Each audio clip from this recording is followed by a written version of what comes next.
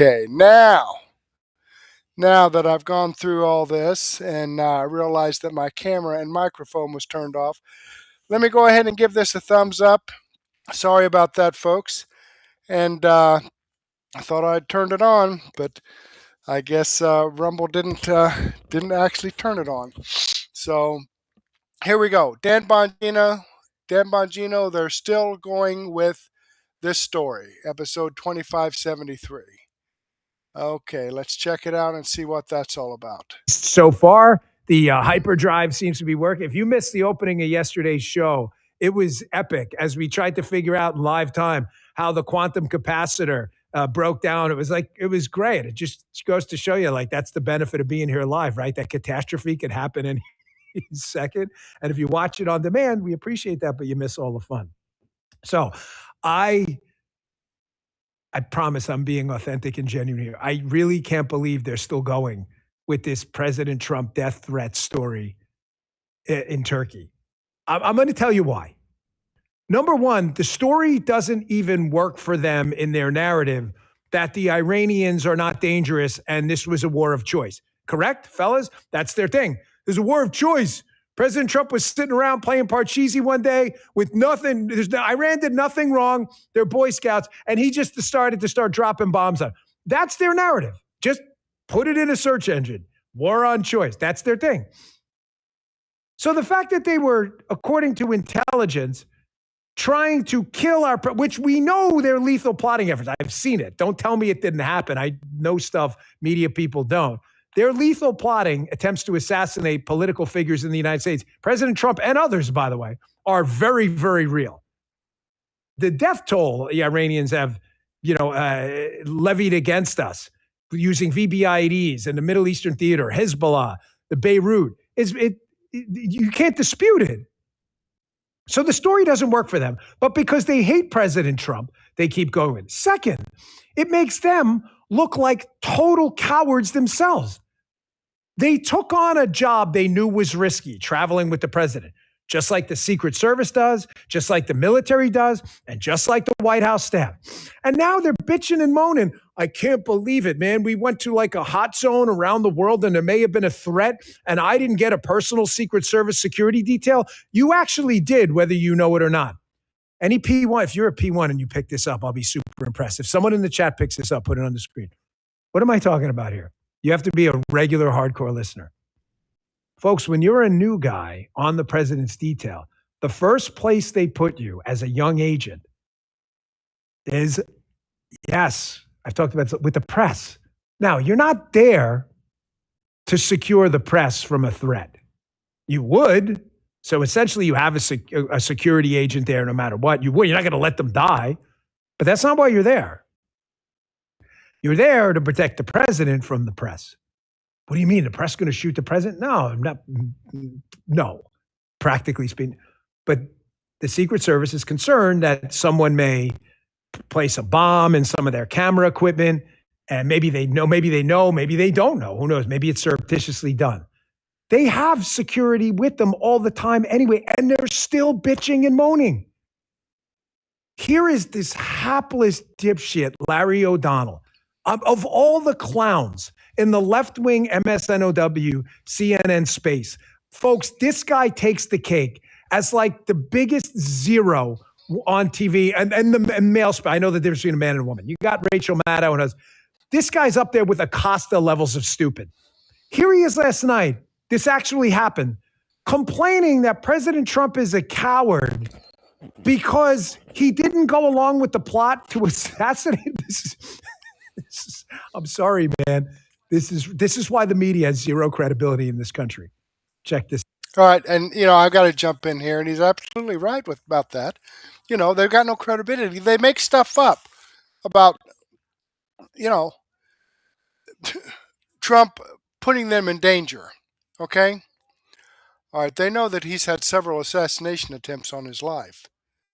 Okay, so if they hear of something or suspect something, they're going to move him out of the situation. Now, they may not have done that, a year and a half ago or, 2 years ago, because otherwise he wouldn't have gotten shot in the head or the ear. But they just make shit up to make it look as bad as they possibly can for President Trump, even though he's doing an excellent job as president and uncovering all this corruption and fraud and cheating and lying. But here we go. Let's listen to some more lies by Dan Bongino. To Donald Trump, heroism is something defined by movies, not by real life. And so he thinks of heroism as nothing but movie tough guy heroism, a purely fake kind of invented heroism. That is why Donald Trump posts fake images of himself like this. No president has ever done more than Donald Trump to reveal himself to be a deeply cowardly man, and no president other than Donald Trump would ever dream of trying to create a courageous image of himself by turning himself into a fake movie character and publishing a deeply perverse photograph like that one that we just showed you.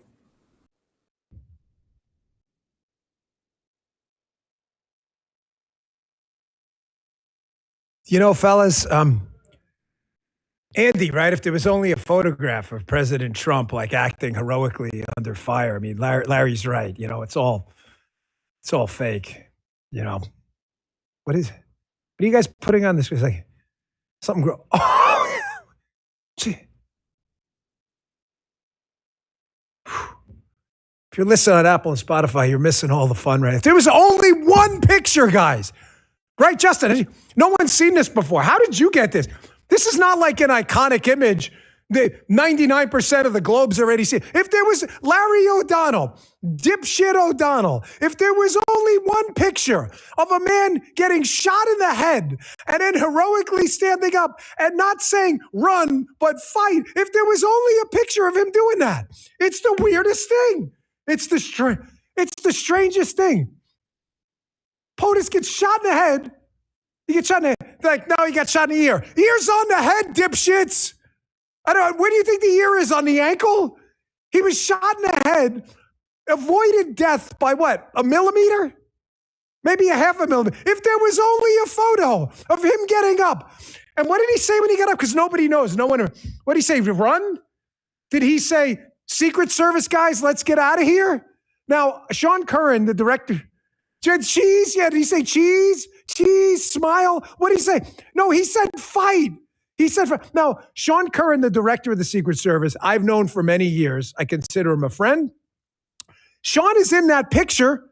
He's the guy right there. I have spoken to Sean, and Sean has relayed to me many times that if they didn't get the president out of there, he would have finished the damn speech. It's almost as if Lawrence O'Donnell, who is I don't want to use this word.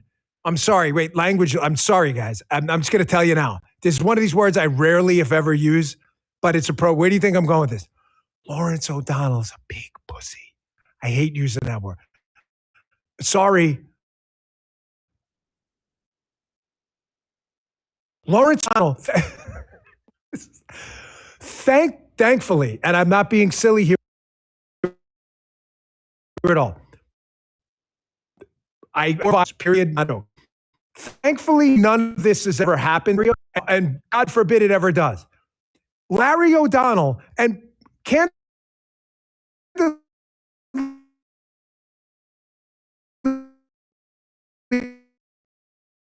folks probably look up what it means.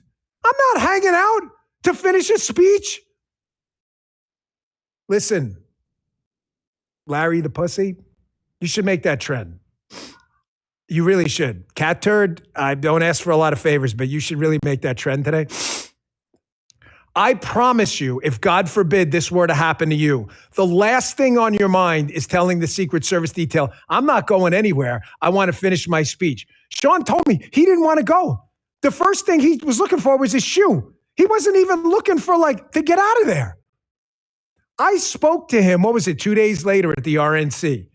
Was it a couple of days? We were in Wisconsin, remember? It was right before the RNC. I spoke to him on the phone. I'm not dropping oh, look at me. That's not the point. Folks, I said to him, I go, oh my gosh, I'm glad I'm talking. I was talking about something different, but I had to obviously say, hey, I feel really terrible.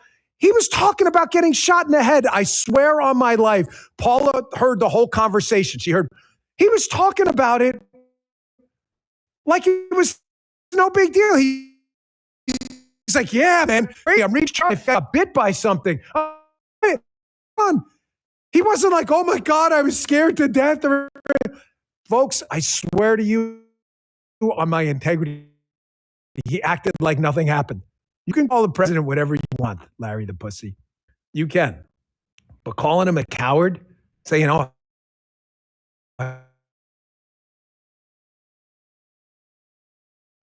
I only wish there were a picture. You're just Phil. Of course, in the chat, mate, where I'm going to. I don't know if you remember when Larry was under attack too, and how Larry was. He was there was a hammer somewhere around. He was under dangerous assault. And here is Larry bravely standing up against the hammer, screaming, fight the hammer. Fight the hammer. You know, like Public Enemy? Fight the power. I really appreciate it. Here it is. Bravery. Coming up, is Donald Trump going to be called to testify to Congress? Michael Iskoff has the latest on that.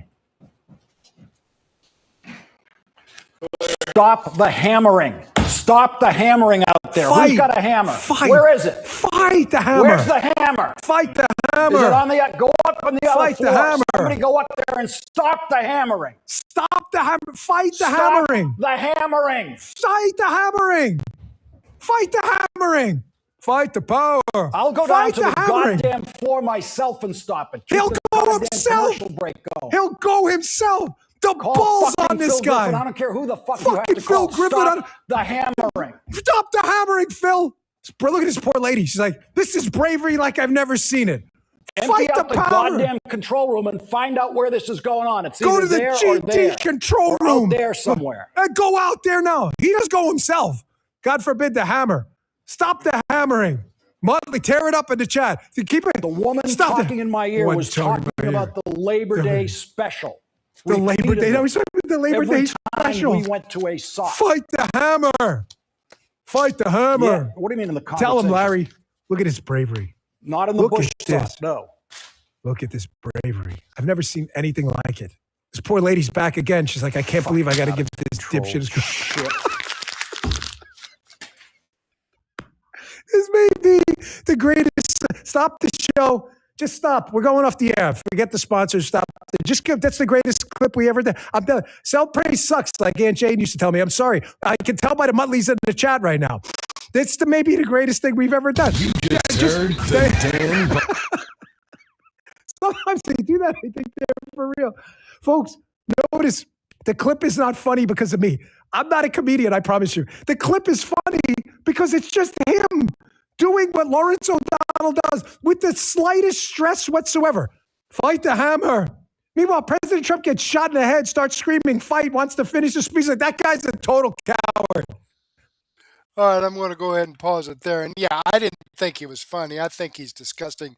And that's the way it is with a lot of these mainstream media elites. They think they're just above everybody else, you know, and everybody should bow down to them, bow down to their lies, incidentally. Okay. Well, let me just go ahead. I'm going to move on here. This video will be in my daily news wrap-up. Let me click the Rumble link here and show you that this video does come from Dan Bongino. Dan Bongino Show. This is the video I shared with you. I've given him a thumbs up. I hope you do the same thing for me. Alrighty then, let's jump back here. Debbie BS has joined us in the chat. Anybody else want to jump in? Please do so. Larry and all the left deserve the mock. Yes, absolutely. Yes, President Trump is amazing. Thank you, Debbie BS. I appreciate that, and I'm sure everyone else does. Okay, let's click the show more button again to expand out the description box. It got closed on me there. Charlie Ward. Trump versus the Fed. Colombia Quake, Hormuz, and China rocket. This was released this morning, so let's go ahead and check this out, see what Charlie has to say. That I don't know. And how far away are they? I don't know.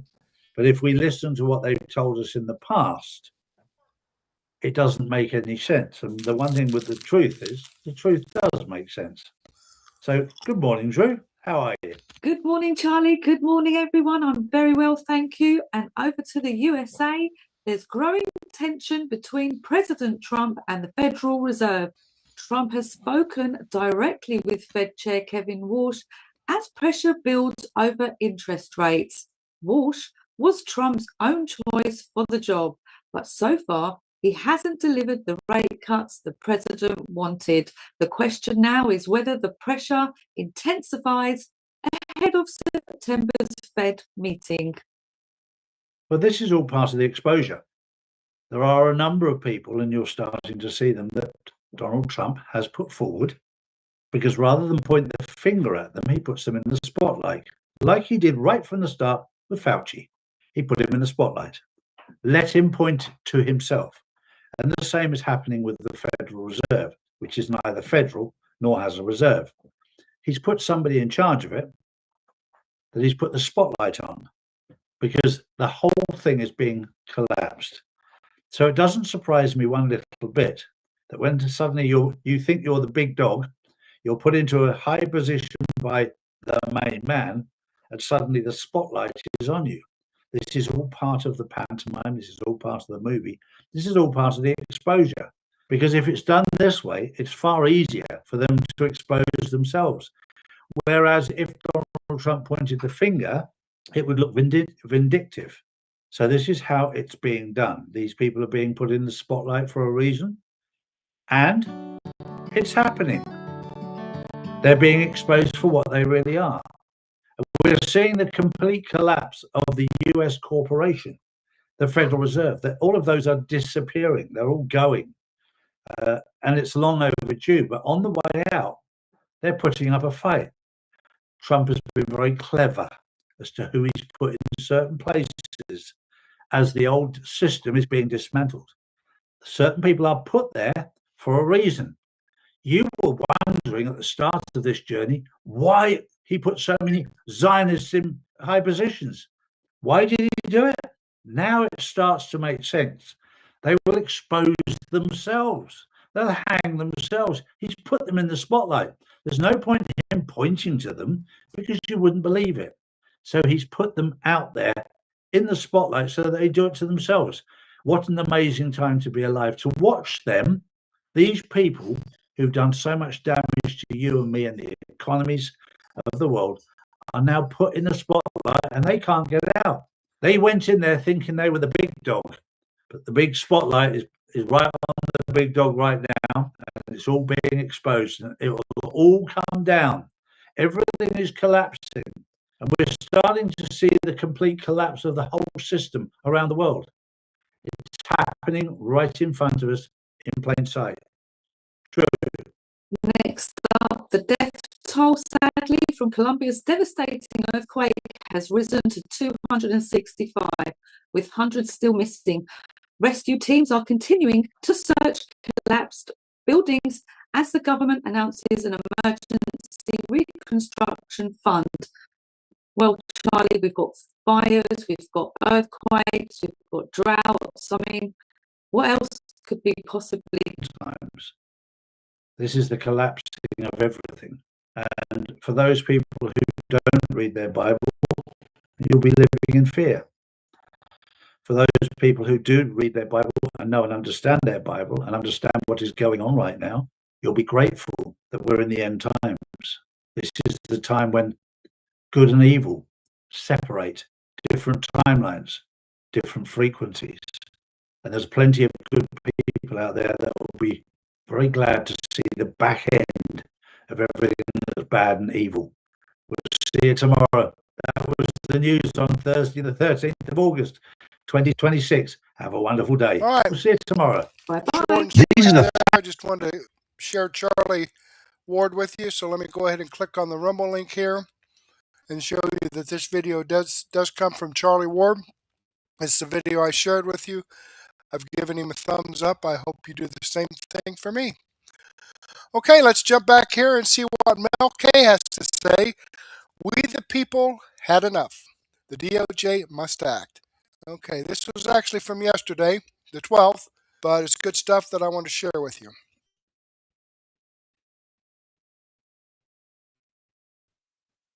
AG, okay? And we got a lot of people there.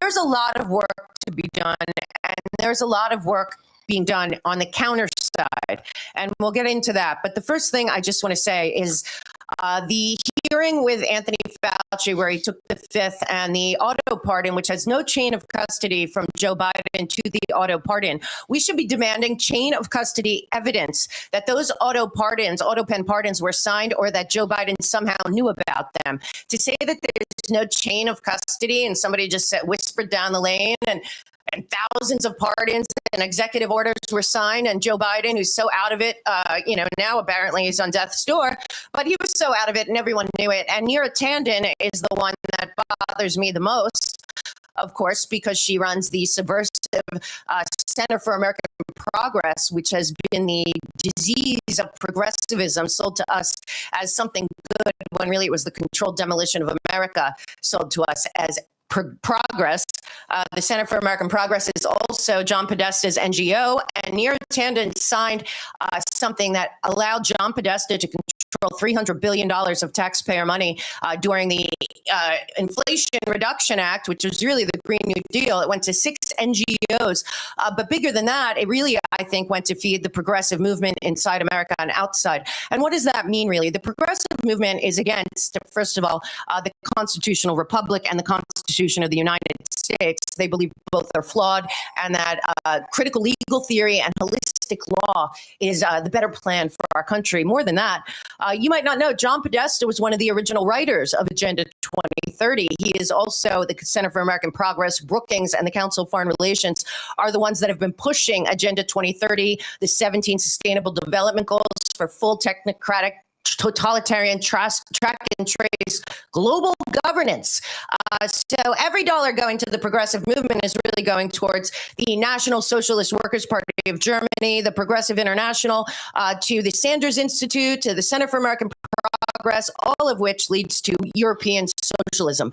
And that is the plan. And in 2003, John Podesta started the Center for American Progress. From that point on, our country was on its way out, and the constitutional republic's life was on life support. And of course, his third president, that was his boss or not, Barack Obama signed the United States onto a nation-state ending global governance plan called Agenda 2030 in 2015, surrounded by his globalist friends. Around the same time, almost every foundation, NGO, whether it was the Obama, the Clintons, Jeffrey Epstein, the Gates Foundation, they all had global NGOs. And you wonder, why do they have global NGOs? Well, because we were being convinced that we were global citizens, not citizens of the United States of America. And as they put it back in the 90s, when they kicked off the whole global warming nonsense, global problems require global solutions. Therefore, nation states no longer work, only global governance. And guess what? We're going to do it through technology and algorithms.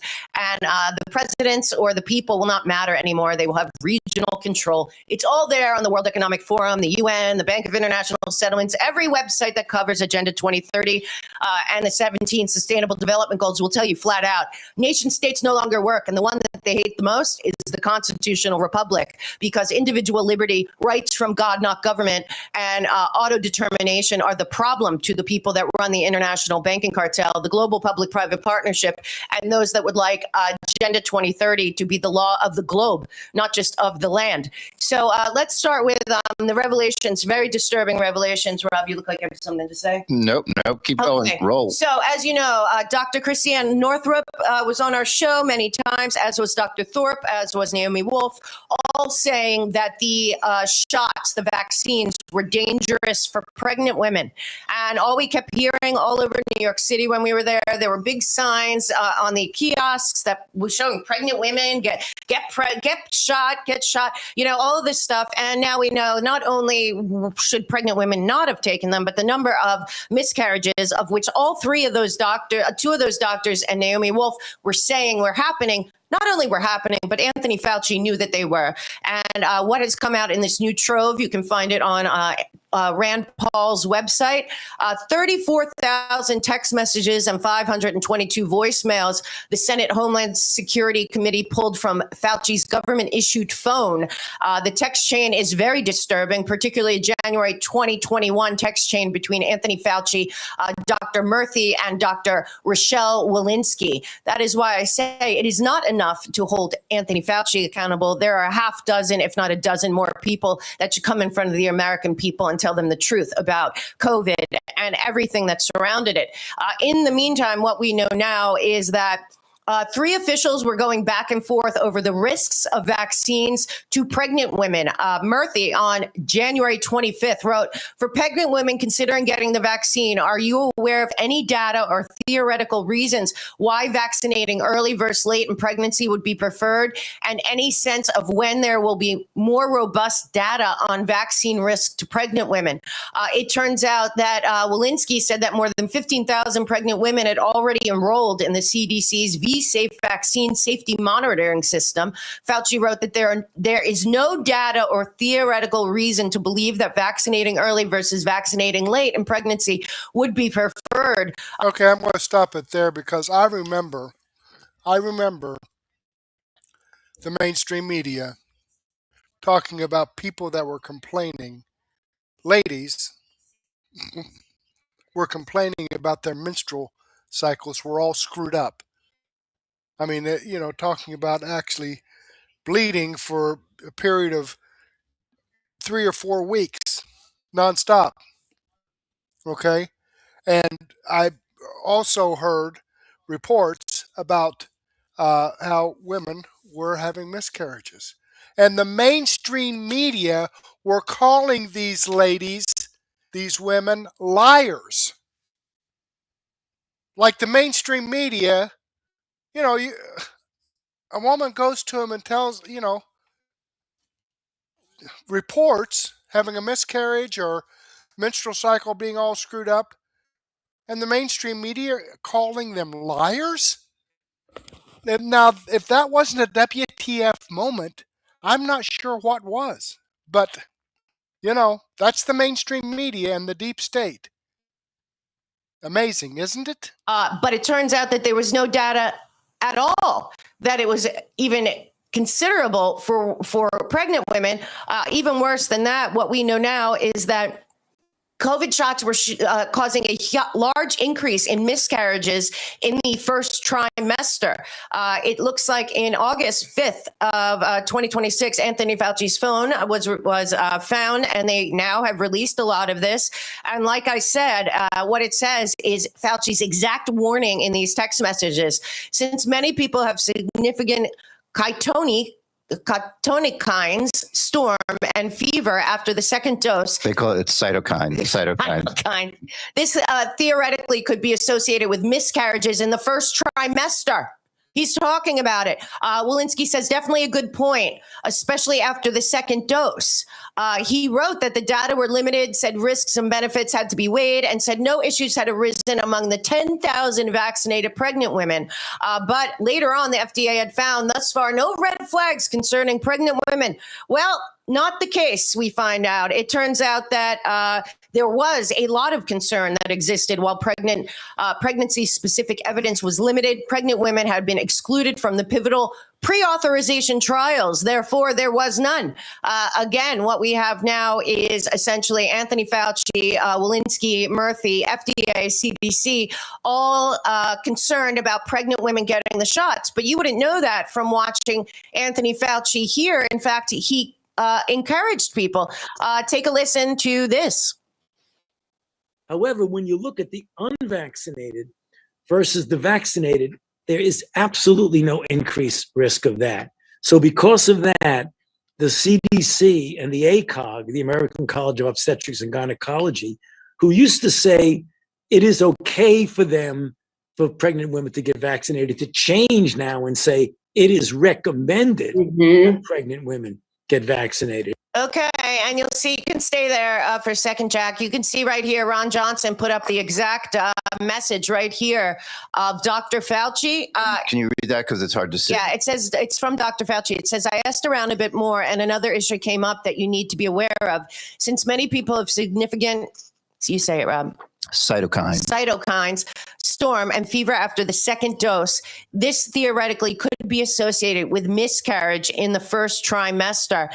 It turns out it was associated with miscarriage. By the way, for what it's worth, and Mel mentioned this just a few minutes ago, all the doctors that we knew were absolutely saying that unequivocally. Yep. And seeing it in their practices. Yeah, all of them. Northrop was one of the big, Thorpe, yeah. Were both recommending not to get it. And not just that, they were screaming from the rooftops that it was dangerous for children as well, which now we know to be true. Last night, what's his name? What's this guy's name again? Redfield came on and said exactly what we knew to be true. Take a listen to this. Having looked at the New England Journal paper that came out in April, they reported 827 pregnancies in individuals that had received the COVID vaccine. And in that report, they reported 115 miscarriages or spontaneous abortions. Now, it doesn't mean that the COVID vaccine caused those because there's no control group. So you can't see what the general miscarriage rate was or spontaneous abortion rate in the population that they were doing the study in. But obviously it's disconcerting when you see a rate of almost 14% of miscarriage. I never thought we should vaccinate pregnant women. I was not in favor of that policy recommendation because the COVID vaccine did not prevent infection. So the argument that some people had that you had to vaccinate pregnant women to protect the unborn baby because it would protect mommy from getting infected. That was not a true statement because it doesn't prevent infection. And so I was of the view that the only thing the vaccine really accomplished, which was important, was it prevented serious illness and death in people that were at high risk for serious illness and death. And those are people largely over the age of 65, of which obviously that doesn't include the pregnant women population. So, okay. So coming down to, again, it was not suggested. It was recommended. There were signs all over Manhattan of pregnant women encouraging them to get their shots. So again, okay, here again. Okay, so we've got this accounting of women that are having miscarriages. Don't you think, rather than promoting it, we should say, okay, well, let's time out here. Let's do some investigation on this. No, they didn't do that. They just kept pushing it. Whatever. What the hell if women are having miscarriages? I want to remind people that the average age of death of a COVID patient, I believe it was 78 years old. Exactly. And you know what the average age of death of an American is? 78. Really? That's strange. And don't forget the flu disappeared and the PCR test didn't work. And it's just a whole con job. But again, we need to have people held accountable. Now, RFK Jr. put out something else about COVID, and this should be a problem for everyone. Now, don't forget the secular Democrats of America, run by Jamie Raskin, have been working for decades to stop his father before him, the commie, to stop God from being a part of the United States of America, let alone ever speaking of God or talking about God or religion. Of course, they've welcomed Islam in with open arms to the point that CARE right now is running a huge get out the vote campaign for Allah. In the meantime, we have now found out that during the Biden autopen administration, the White House made decisions that HHS and others should not be helping during COVID religious organizations or faith-based organizations. So all of the churches and religious organizations were being cut off from funding, and they were no longer under the Biden administration looking at faith-based organizations, whether it's Christian, Jewish, Catholic, whatever, as recipients that would be viable under the Biden administration. Like they should have been judging on that. Take a listen to the hatred of God coming out more and more of the Center for American Progress autopen administration is not a surprise to those of us that understand their problem is the constitutional republic. Their problem is individual liberty. And their problem is that in America, our rights come from God, not government. Take a listen. The Biden administration, the White House made the decision that my agency and Scott's agency could no longer give money to faith-based organizations, and told the states also to cut off funding to faith-based organizations. During the Biden administration, I mean, what is the logic of that? Especially when the Catholic Charities was running the open border child trafficking operation and other secular religious groups funded by George Soros, of course. Well, it's not getting money, but not Christian, Jewish, or Catholic groups. It's not drag queen story hour or an LGBTQ event, which gets all the money they need. Right, and it gets worse, folks. Today, if you have not heard yet about Round River, we just heard about March Toll, where the FBI essentially opened it. Can you tell me what March Toll was? Yes. March Toll was exposed 3 days ago. That's when the FBI opened March Toll investigation against the sitting attorney general at the time, Jeff Sessions, on May 10th, 2017. The winner. So the FBI was working, and the CIA, and it looks like the entire intelligence community, from Brennan and Clapper and Comey and the rest of them, were working against the duly elected sitting president. This would be called sedition and treason in other times. Right now, we don't know what it's called because it seems not to be a problem yet. But what I do know is the FBI opened a investigation on its own on the sitting attorney general, Jeff Sessions.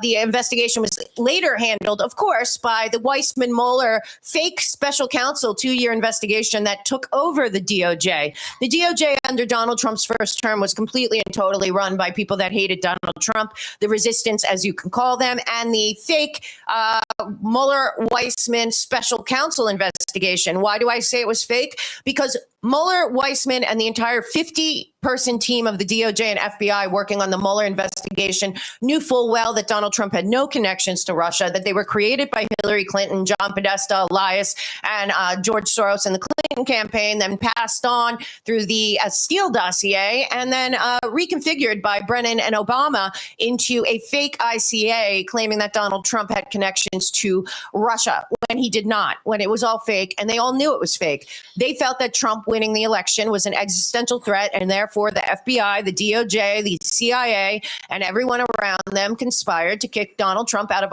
office, because to them, the voice and the vote of the American people is irrelevant. And therefore, they were not going to allow that to happen. So in May of 2017, they directed FBI James Comey right after the day after Trump fired James Comey for multiple reasons that he deserved. The FBI itself opened an investigation. It looks like Andy McCabe, led by Patrick Leahy and Al Franken, demanding an investigation into Jeff Sessions' testimony about Russian Ambassador Sergei Kislyak, again, the same guy they made up the stuff about General Flynn with.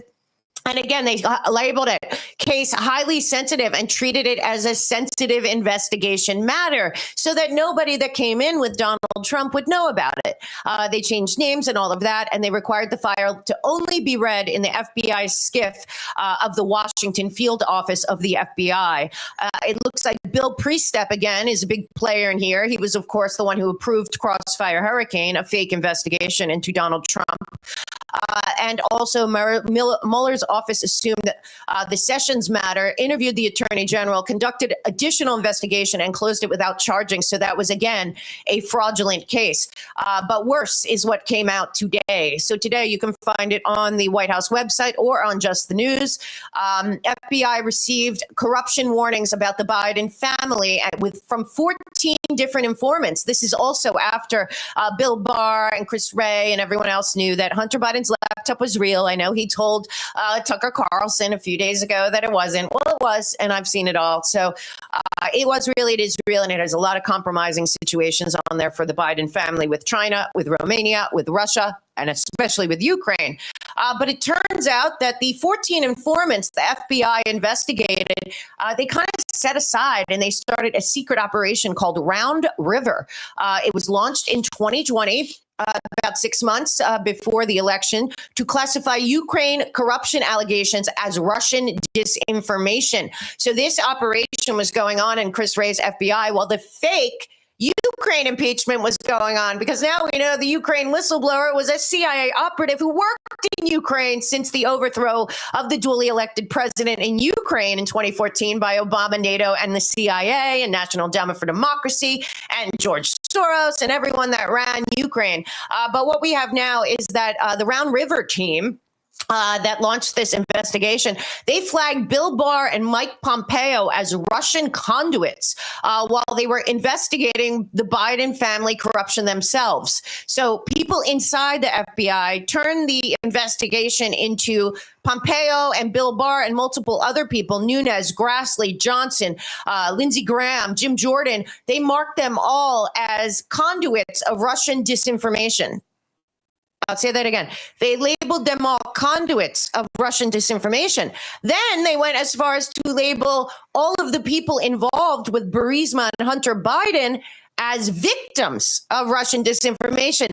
They all knew this was a lie. They ran the operation in Ukraine. They knew it was all a lie. So it looks like where we are now is the White House has put this up, and now Senator Ron Johnson has come out, as have other people, because they were listed on here. So what we know now is it's the mirror opposite of the Russian collusion probe known as Crossfire Hurricane, also totally fraudulent, a subversive, I would say, and treasonous operation.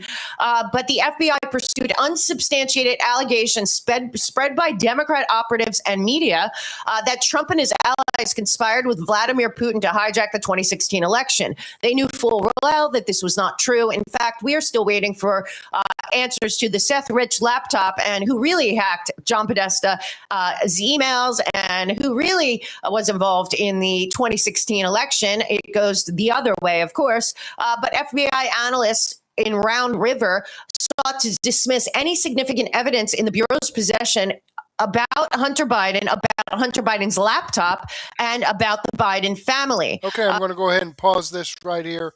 But I'll tell you what, she puts out a lot of great information. You know, we all knew a lot of this.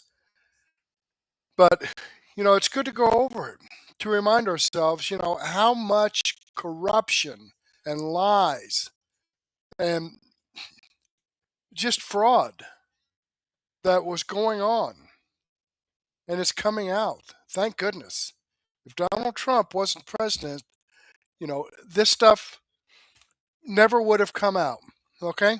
Thank goodness he got reelected. Let me click on this Rumble link and show you that this video does come from the Mel K Show. This is the video I shared with you. I believe I have this in my daily news wrap-up, so you can watch it, the rest of it there. But let's jump back here. Okay, and see, we got Debbie BS in there, Cottonball 31. Thank you very much for joining us. I appreciate that. Anybody else want to jump in? That would be nice. Okay, let's see what J.D. Rucker has to say on Wendy Bell Radio. Now, again, tomorrow's his last day on there, and then Wendy will be back at 10 o'clock on Monday morning. Okay, she's going to a new time, 10 to 1, because she's joining the John Fredericks Network, where she will, I believe it's like 28 or 29 additional radio channels that she'll be on, radio stations, so that'll be good. More exposure, more people being exposed to the truth. Okay, that's what we all need to do. That's what I'm doing this for, is to expose the truth so people can, you know, think, maybe if they lied to me about that, what else did they lie to me? Of course, you know, you have to have a few smarts, a little bit of intelligence to be able to think like that. And unfortunately, there are very few Democrats that can, but hey, we got to try. Let's go ahead and jump over here. And I will say this about that. J.D. Rucker has been doing Wendy Bell's show, and then he has his own video that he puts out right after Wendy Bell, and it's about 2 or 3 hours. So he did that for Monday, Tuesday, and Wednesday. But today, you know, I go out there and check to update my website, mertech.com, and he didn't post another video this afternoon. So, you know, maybe maybe the 6 hours worth of videos every day was just, he needed a break. Okay? But let's see what he has to say here on Wendy Bell. Live across the fruited plain and from sea to shining sea, we're converting the Marxist left 1 hour at a time on the Wendy Bell radio program. From JDRucker.com and the Discern Report, filling in for Wendy is JD Rucker. God bless America. You know, we always say that at the end of the show. I'm going to start off with that. We need blessings so badly in this country right now. We need everybody out there to wake up and say, Lord, please bless us. Please bless this nation, because we need blessings, perhaps more than ever. We can go back to the Revolutionary War, the Civil War. We can go back to 9/11, all the various crazy things that have been happening. And yet, I think that now, I know I can feel it. I can feel two conflicting worldviews. I can feel this surge, and it really is starting to surge more so than I think I've ever seen, at least in my lifetime. This surge of desire. I wouldn't necessarily call it patriotism. Okay, I mean, it's definitely, there is a patriotic tilt to it, but I wouldn't say that it's the patriotism that I'm feeling. We had lots of patriotism after 9/11. That was amazing. No, I think that there's more of a hope and a desire that we can get through all of this weird stuff, everything that's happening in the WNBA. I know I always say I'm never going to talk about it again, and then I do because it's crazy. All the stuff that's happening with the Iran war, with this alleged divide in MAGA. I don't think there really is a divide, not in true MAGA, but at least they're trying to manufacture it with the woke Reich is, I guess, what they're calling it now. But there is the secondary worldview, which is rising, that's what's brought about the Democratic Socialists of America. It's what's brought about all of this hate towards ICE, hate towards Trump, hate towards anybody that supports either ICE or Trump or both, which I happen to be one of them. And they're just as bad, in my humble opinion, right now, as even the communists in days past, the hippies. And I know many of you listening, maybe you used to be a hippie. I get it. You had your reasons. You had your phase. But their hatred for America, I don't think matches the hatred that a lot of these people are feeling. And so we're heading in different directions. Some of us are loving America more every day, and others are hating America more every day. And I don't know if it's time to call for unity or if it's time to call for just a complete separation and divorce. We'll be talking a little bit about that today. But first, let's start off with the obligatory and extremely important Pledge of Allegiance. I pledge allegiance to the flag of the United States of America and to the republic for which it stands, one nation under God, indivisible, with liberty and justice for all. Amen to that. You know, the sudden retirement, or I guess not, I'm sure she'll be back in some form or fashion, but she's leaving the White House as a press secretary, Carolyn Leavitt. And I've been looking at some of the people that they're saying will end up replacing her. And I thought it was interesting.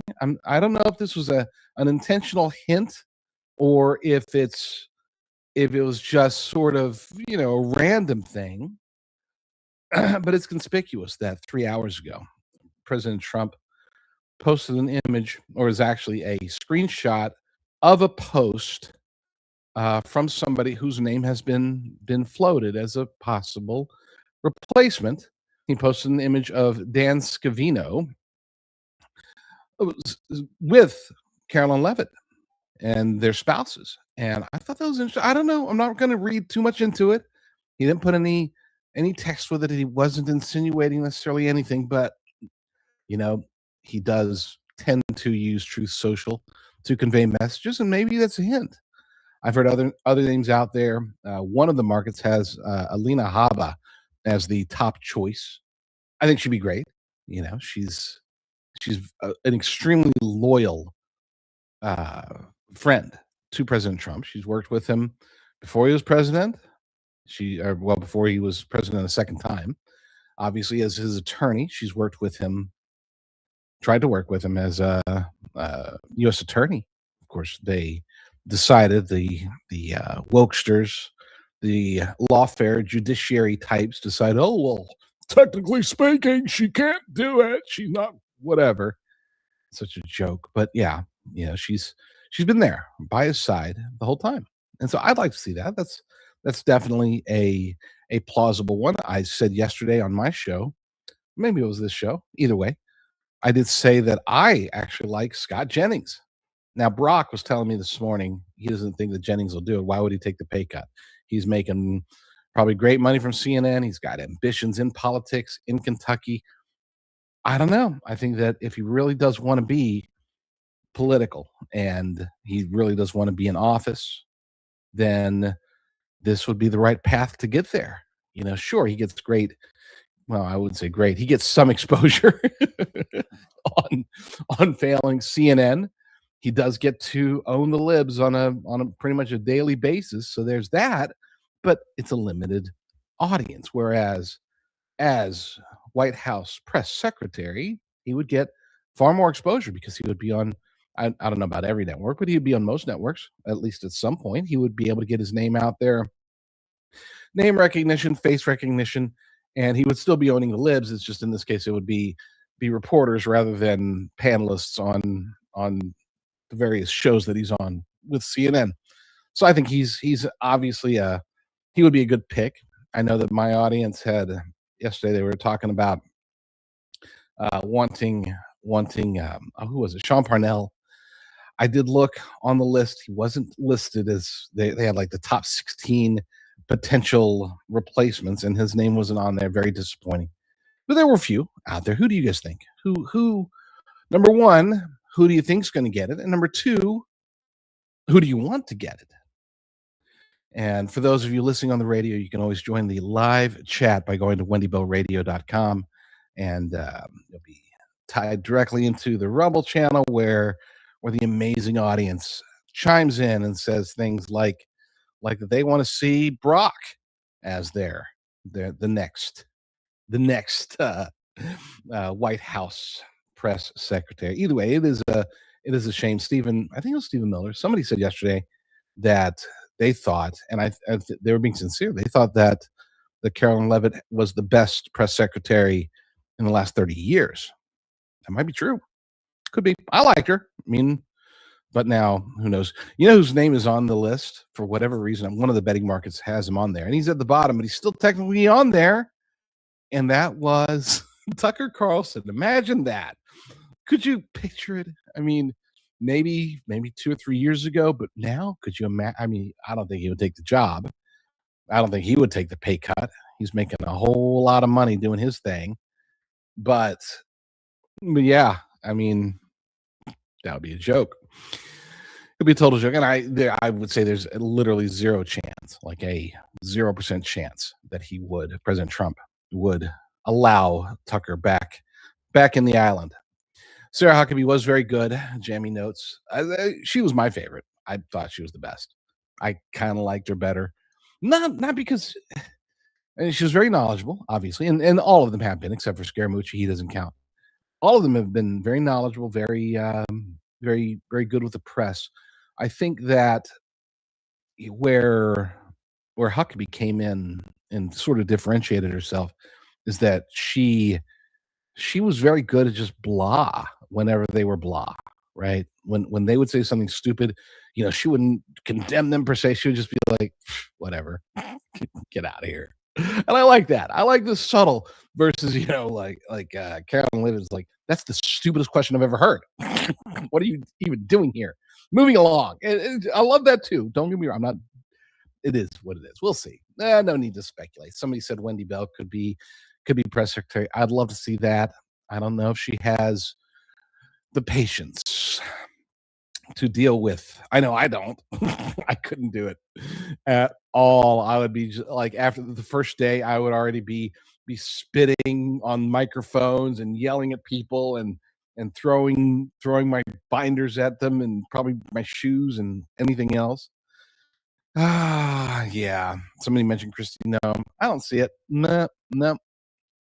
I don't see it. I don't see Christy Noem as being a viable, or that she would be very good at it. She wasn't really, neither her nor Pam Bondi, the two of the former cabinet members, neither of them were great at communicating. They really weren't. Which may be, who knows, maybe that's one of the reasons they're gone. But today's show, big show, important show. We're going to be talking about the U.S. Senate. We're going to be talking about the 11 races that will determine what happens, whether or not the Republicans can retain control. Right now, it's 53 to 47. They have I guess, as good of a lead as you can get in today's world, but it's not a safe lead. I mean, the races, this, of course, being a midterm election, the party in power invariably for the last, 4 decades has always lost power. We're trying to buck the trend, make history, as President Trump says, and prevent that from happening. Can we? It's possible, but we have to focus on the 11 races that I'll be talking about today, starting off after the break, right here on the Wendy Bell radio program. All right, I'm going to go ahead and pause that there, and I will pick this up in my daily news wrap-up. But let me go ahead and click on the Rumble link here and show you that this video condemn them does come from Wendy Bell Radio, J.D. Rucker filling in for today and tomorrow. But great information. I've given him a thumbs up. I hope you do the same thing for me. All right, let's jump back here and let me copy the live chat into a comment. Oh, let me actually get that comment out. I meant to say hi to Cotton Ball, but I guess I didn't actually click the send button. So there we go. Let me copy this into the comments so it will be a permanent part of the video. And before we move on, folks, I do want to share some information here from Rumble Wallet. So let's just take a listen to that and then we'll finish up. They can cancel your accounts, freeze your cards, decide what you're allowed to buy, say, or support. Big banks and financial institutions have total control, and they use it. That's why financial independence matters more now than ever. Introducing Rumble Wallet, a wallet built for real freedom. With Rumble Wallet, you control your money, not a bank, not a government, not a tech company. Buy digital assets like Tether, Tether Gold, and Bitcoin in one secure place. No permission, no middleman, no cancel button, and when you want to support the creators you actually believe in, you tip content creators securely, instantly, and without interference. Designed for patriots who stand tall, this cap captures the enduring spirit of liberty. The Liberty Bell stands proud this isn't a credit line they can shut off. It's your wallet permanently. Yours to protect your future. Yours to protect your family. When the system fails, when institutions turn on their own people, financial sovereignty is the difference between security and vulnerability. Rumble Wallet isn't about politics. It's about freedom, ownership, and protecting what's yours. So take control today. Download Rumble Wallet now and step away from the big banks for good. True ownership, true protection, true financial freedom. Okay, here we are back here in the description box, and I want to remind you folks that these videos that I've shared with you are videos that come directly from the producer. I have the links to the videos here in the description box, as well as the links to the producer's channel. And these videos that I've shared with you here are videos that I've posted on mertech.com. Let me go ahead and make sure I can share this screen with you here on mertech.com. There we go. Okay, the videos that I've shared with you today are videos that I've posted on mertech.com. where I have over 40 no-nonsense, common sense, logic, and truth videos. And back here again is the video links and to the producer's channel, and as well as to the videos themselves. Let me jump over here to my library and show you that we have 20 videos here in my playlist. We're going to start off with Wendy Bell Radio, Dan Bongino Show, We the People News, X22 Report, The Sean Spicer Show, Steve Dace, and we know, and a ton more. But as of right now, go ahead and take a break. Grab a cup of coffee and a donut, or a sandwich and a soft drink, or a beer, maybe a nice glass of wine and some cheese. And meet me back here in about 15 or 20 minutes to give me time to set this up in Rumble Studio, and we'll get this going for you. But I would like to say thank you so very much for spending your time with me this evening. Hopefully I'll get to see you again later, and may God bless.